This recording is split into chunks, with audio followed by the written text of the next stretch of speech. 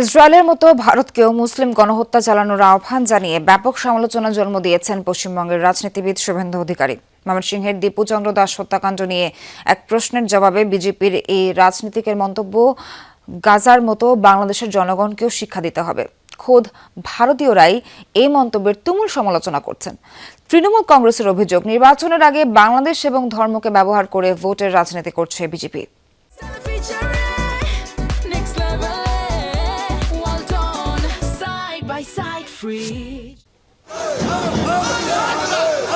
বিধানসভা নির্বাচনের আগে উত্তপ্ত পশ্চিমবঙ্গের রাজনীতি। প্রতিবেশী বাংলাদেশ ও ভারতীয় মুসলিমদের নিয়ে নানা বিতর্কিত মন্তব্য করে উত্তেজনা ছড়াচ্ছে রাজ্যের বিজেপি নেতারা।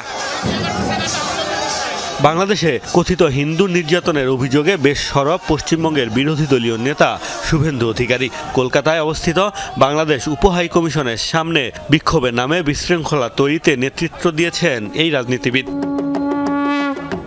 গাজায় ফিলিস্তিনিদের ওপর গণহত্যা চালানোর অভিযোগে যখন বিশ্বজুড়ে তোপের মুখে ইসরায়েল, তখন নতুন বিতর্কের জন্ম দিলেন শুভেন্দু। ইসরায়েলের মতো ভারত সরকারকেও বাংলাদেশে একই পদক্ষেপ নেয়ার উদ্ধত আহ্বান জানান তিনি। অপারেশন সিন্দুরের উদাহরণ টেনে বাংলাদেশে হামলার উস্কানি দেন এই নেতা। सबक सिखाना चाहिए। এই লোকদের অবশ্যই একটা শিক্ষা দিতে হবে, ঠিক যেমনটা ইসরায়েল গাজাকে দিয়েছে।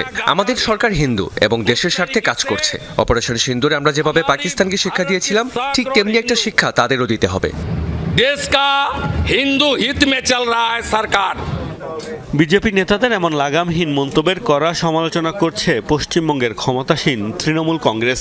দলটির নেতা অভিষেক ব্যানার্জির দাবি, ভোট টানতে বাংলাদেশ ও সংখ্যালঘুদের ব্যবহার করছে বিজেপি। বলা হচ্ছে যে ধর্মের বিরুদ্ধে একটা কুরুচিকর কোনো মন্তব্য করেছে, তার তো কোনো একটা ক্লিপিংস বা কোনো একটা হোয়াটসঅ্যাপ চ্যাট যেখানে থাকবে কিছু একটা পাওয়া গেছে, পুরোটাই হিয়ারসের বেসিসে। তো প্রথমে দেখা উচিত যে এই রটালোটাকে, যে তিনি যে কুরুচিকর মন্তব্য করেছে, এটা রটালোটাকে, আর এটা নিয়ে রাজনীতি কারা করছে? বাংলাদেশের একটা রাজনৈতিক শ্রেণী করছে, আর ভারতবর্ষে এবং বাংলায় বিজেপি করছে।